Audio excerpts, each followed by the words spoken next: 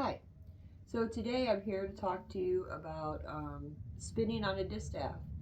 So with my project for the Viking / Iron Age era coat, I've decided to do some of my spinning by hand from a distaff, and then some of the spinning I'm going to go ahead and do on my spinning wheel. Um, That way you guys can kind of see both ways of spinning. Now, of course, admittedly, spinning on a spinning wheel would be the quickest and most efficient way to spin and get it done.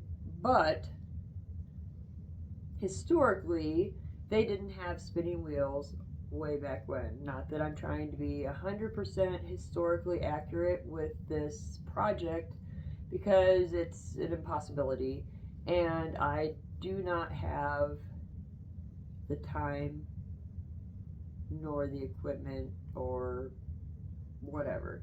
I still work full time, anywhere from 40 to 60 hours a week. So this is definitely a very in my free time kind of thing. Um, I'm not sponsored, nothing like that. Just I do this because I enjoy it and I want to get out there what it's like to do older crafts that are maybe not necessarily lost, but is not as commonplace as what they should be, in my opinion. Um, so, what I do is called in hand spinning. I don't do so much of the supported spinning, which a lot of people do, which consists of a using a spinning bowl, and then having your spindle will sit in the bowl and you just kind of go from there. That's just not my thing. There, you can use on a distaff, you can do in hand spinning, and you can do suspended spinning. Those are the two main types. You can also use your distaff for spinning on your spinning wheels. Some older spinning wheels, especially flax wheels, actually have a distaff with them, because when you're spinning flax, which is linen, you need to be able to pull, because the fibers for flax, they're like whoop long, and so you need to have something to hold those fibers. So the main goal of a distaff is to hold your fibers, whether it be um, hemp, flax, which is the most common historically, or wool. The good thing about once when you use a distaff is you can put a lot of fiber on one distaff, and just keep going and going, and it's just there and it's ready for you. It's like self-made storage for your prepared fiber to spin from. A lot of women would have, way back, um, carried their distaff and their spindle with them, and they would, if they had a break, they would spin. If they were walking, they would spin. A lot of times, shepherds would do this while they were tending their flocks out in the field. They would have their distaff and their spindle, and they would spin while they were tending their flocks. Um, so how, I don't know if I mentioned, I am doing in-hand spindling, which is kind of like a medieval style of spinning, where the spindle doesn't ever actually completely leave your hand. Um, it's called either in hand or grasped spinning. Um, so let's get to it. First, I'm going to show you one of my spindles. This is the type of spindle I tend to prefer. Um, this one is from Hershey Fiber Arts. I'll put the link down below. The whirl that I have on this one, I don't know how well you can see that, is actually one that I made way back when I used to blow glass, and this was one of the beads that I made, and it's perfect for all my spindles. So I have, I think, 2 or 3 of these little beads that I use, along with a few other whorls that I have purchased. Now, for me personally, I like to use the, it's like it's twisted at the tip, and your fiber just kind of goes up into this twisted area so that when you spin, it's kind of helping to hold it on there. Okay, so there's this style. I also have, let's see if I can find it, this one, which I don't know how well you can see, but it has little notches. This one is actually for spinning flax, which it works pretty well. I've spun flax and hemp on this style of spindle. This one's also from Hershey Fiber Arts. Then I have, I have this one, which is from the Dancing Goats. I like it. It's geared more towards supported spindling, but it works pretty well. I mean, I've done a little bit of spinning of silk on one of these spindles.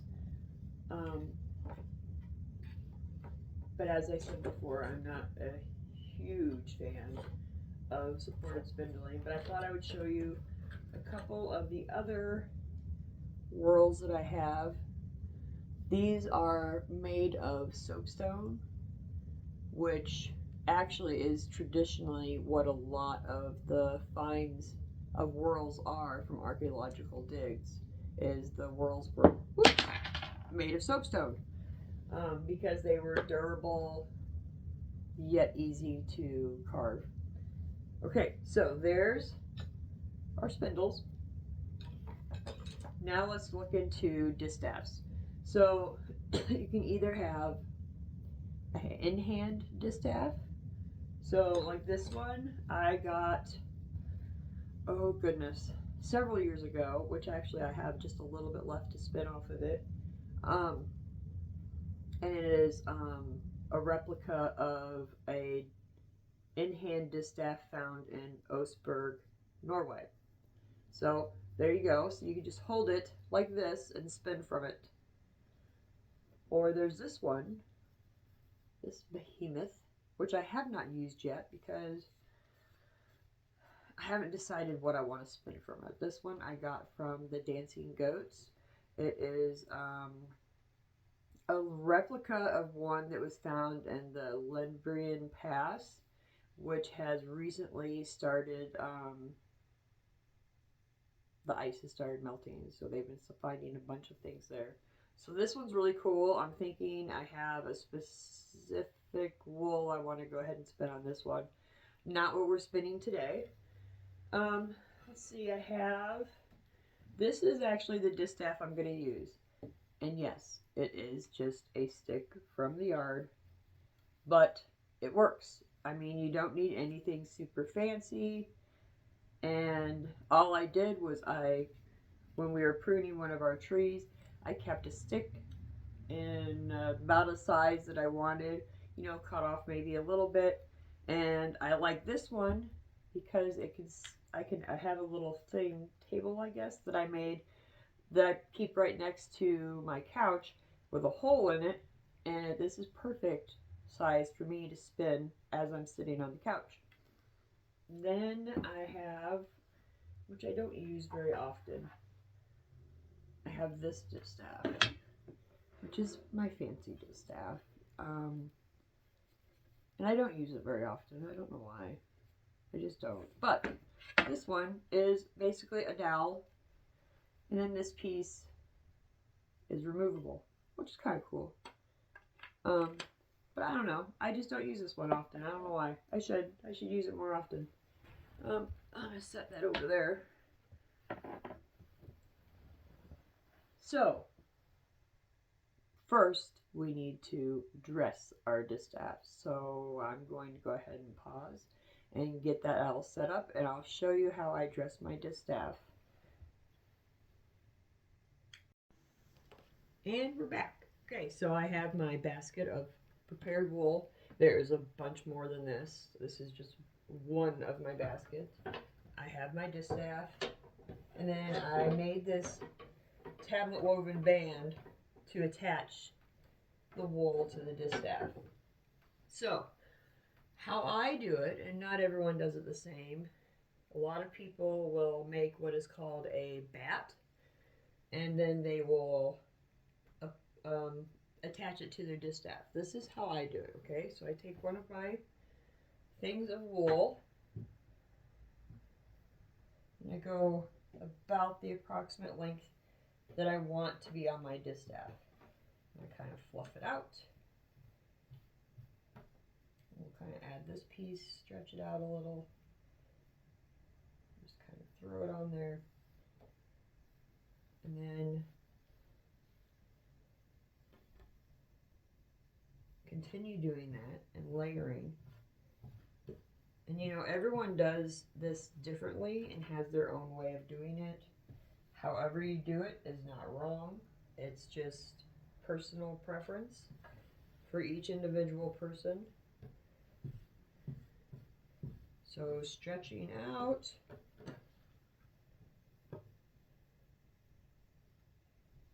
Applying. And how much you put on is totally up to you. I have gotten easily for over 4 ounces of fiber on one distaff, and that actually lasts quite a while to spin from.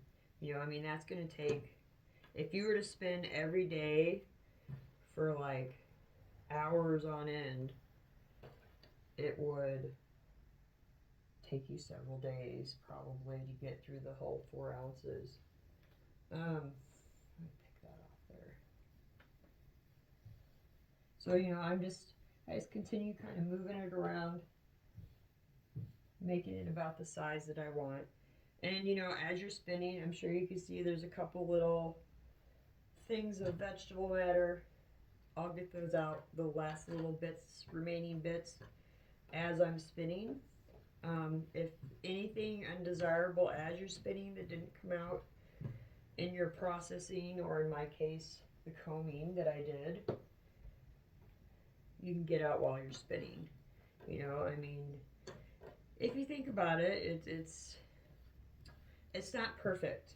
You know, it's not like you're getting some commercially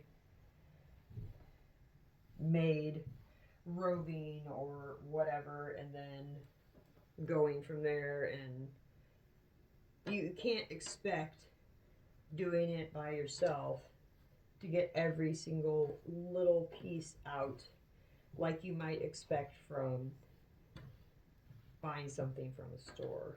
You know, just like your spinning itself, it is not going to be 100% consistent. There is going to be some slight differences, you know. I mean, it'll be, once you go to use it, it'll look consistent, but there will always be some spots that are slightly thinner. Ooh, it's staticky. And some spots that are slightly thicker. And I'm loving this wool. It is so squishy and fluffy and just nice to deal with. Now, when I was combing, because of the time of year that it is, it got very staticky. So what I did was I put just a little bit of oil, which is staticky now too, on my hands to help tame the static. Okay, I think we're going to do maybe 1 or 2 more, and then that should be good for right now. You know, I mean, and then once this is done, if I choose to, I can load up my distaff again and go from there, you know. I mean, and then some of it I'll use on my spinning wheel. It just kind of depends how it's going, spinning on the distaff. Man, staticky, huh?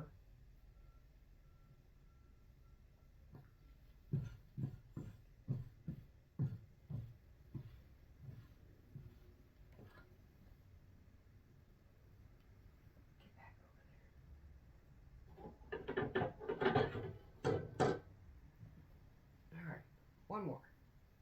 And that should be good. That'll last me quite a while. Now, in comparison, if I was to spin this much on my wheel, it would not take me, well, I mean, it'd take me an hour, maybe two, to spin on my wheel compared to several hours on my distaff, which really gives you an appreciation for the women that made textiles pre-spinning wheels and then hand wove all the fabrics. You know, there's a lot that goes, man, this doesn't want to stay there. There's a lot that goes into actually, you know, getting your fiber, cleaning your fiber, preparing the fiber, spinning the fiber, weaving the fiber, and then making that material or fabric into something. Okay, so we have our, man, that, I can hear the static coming off the table. We have our little pile of wool here. So how I do it is I put the tip just a little bit above my fiber. And I hope I don't get in the way. But then I just kind of roll it on, making sure to keep some of that tip clear, because you have to be able to attach something in order to hold the fiber on. So, since I already have this ready to go, and I made just a little slip knot,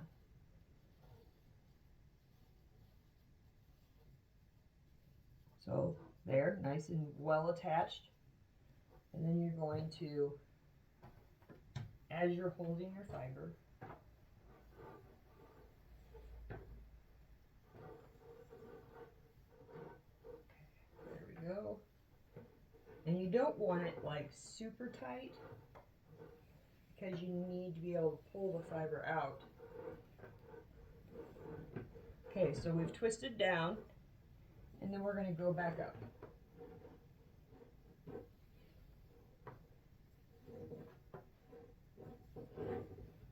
And I usually use a ribbon to attach my fiber, but I thought, you know, how cool would that be, you know, since I started tablet weaving, to go ahead and just make a band specifically for this. So what I'm going to do, because I don't have this completely ready to go, is I'm just going to do a quick knot at the top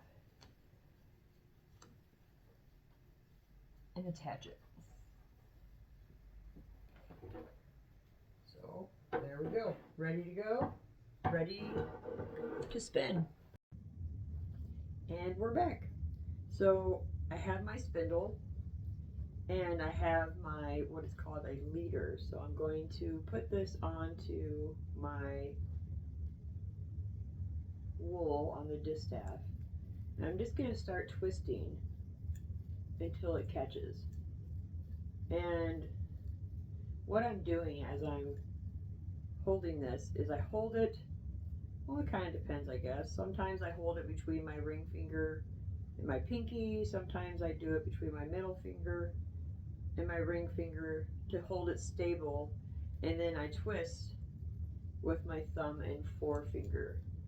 So what we're doing here is trying to get a good start and get plenty of twist. So we're twisting with our right hand and pulling the fiber off with our left. Okay, so I got a little bit on there, and I'm going to twist it up and start again. And you're going to be going directly from the fiber. And like right there. The one thing I really like about in-hand spinning is because it does go slower. That means it is easier to identify any issues you might have. Like say there's a little lump or something. and it doesn't get past you like sometimes it might on a spinning wheel. Okay, you know, that looks pretty good. Let me go ahead and twist that back on.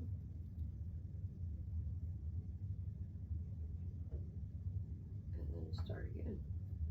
And that's all it is. I mean, it's just sitting here nice and relaxed and spinning. I've told many, many, many, many people that spinning this style and also on the wheel, you know, I mean, let's not discount the wheel, is very therapeutic.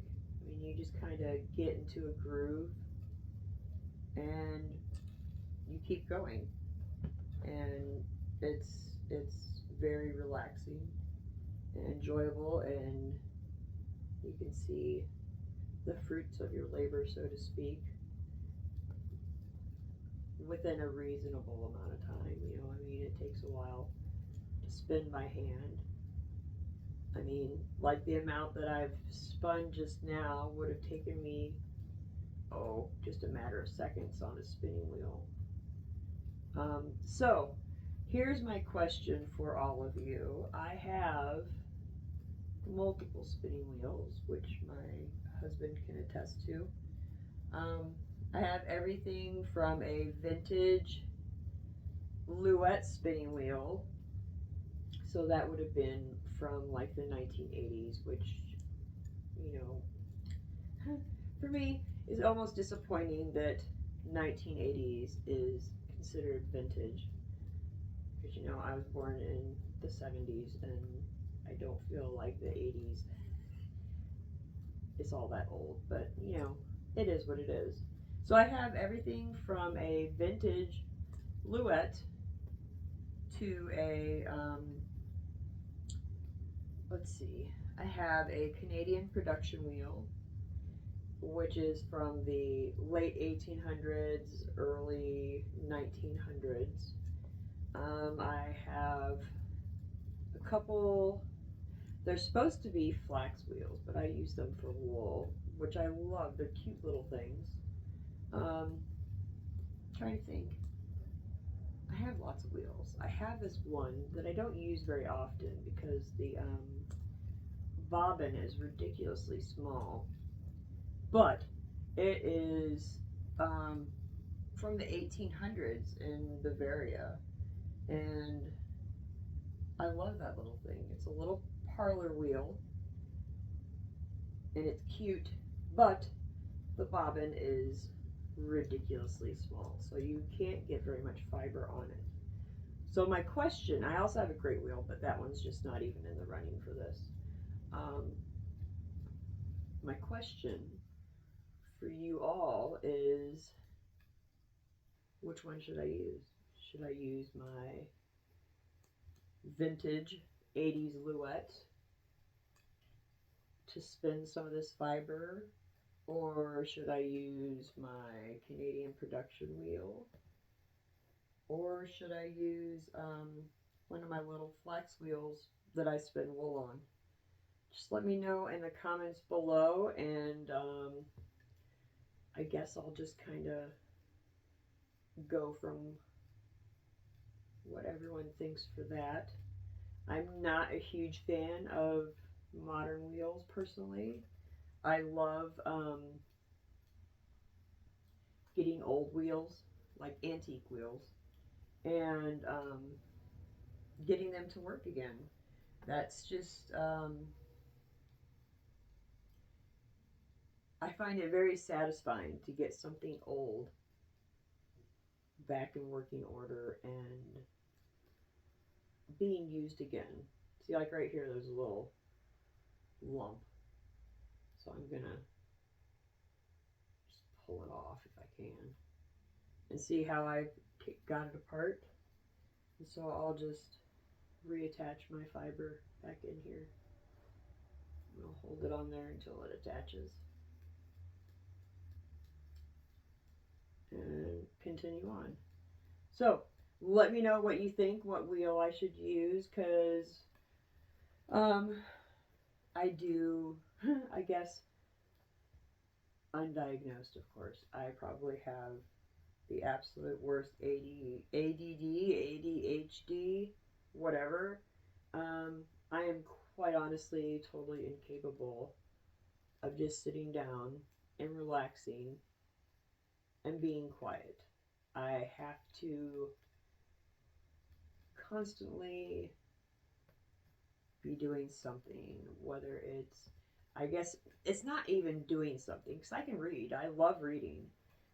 But I guess my mind needs to be stimulated at all times, or else I get anxious. And I'm sure someone has some thoughts on that, but whatever it is, what it is, I've learned how to deal with that for my own self. And so, because of that, I have learned a bunch of crafts and I love doing them. Um, and just as a side note, as all crafters know, we do always, not always, but most crafters have more than one project going at once, right?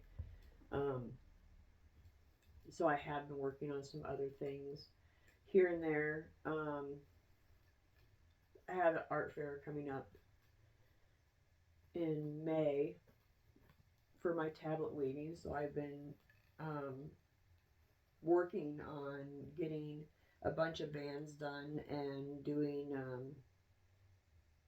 a few items to put the bands on. Which right now I'm actually working on. They're called Hedeby bags. I don't know if I'm pronouncing that right. Whatever. It was a bag that was found in Burka. It's during the Norse era, Iron Age era, but they're pretty cool looking. And it's just a bag that's made out of, well, I think some are wool and some are made out of what is called spring. It's really cool, which I have not tried, but it's this,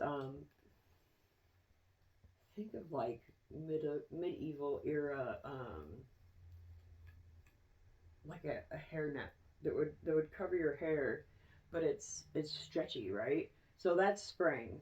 So I'm making a couple of those bags with um, some old wool sports coats that I bought a long time ago with absolutely no purpose behind them, but they were like super cheap.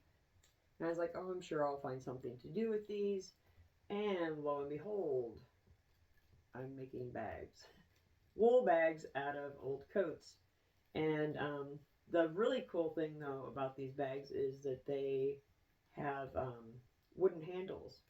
So I've designed the handles, and I will be cutting those out this weekend. But the bags themselves are pretty much done. But I can't do the completed sewing on them until I make the handles, because the little tabs on the bag attach to the handles. So I have to get on that and get it done. But these bags are made from wool, and then I'm going to put a tablet woven trim on them and just kind of go from there.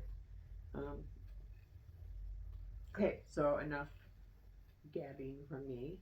I'm going to go ahead and finish this up. I'll probably work on some more.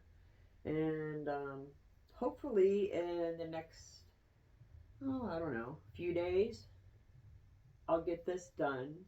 And I want to try out, I have some plying blocks. Never tried them before, but I thought it would be really cool to use them on here and show you how to ply your wool. You can use single ply to weave with, but I want it to be a thicker fabric, so I'm going to do a 2-ply. And we're going to try out those blocks and see how they work. And I'll see you in a few days.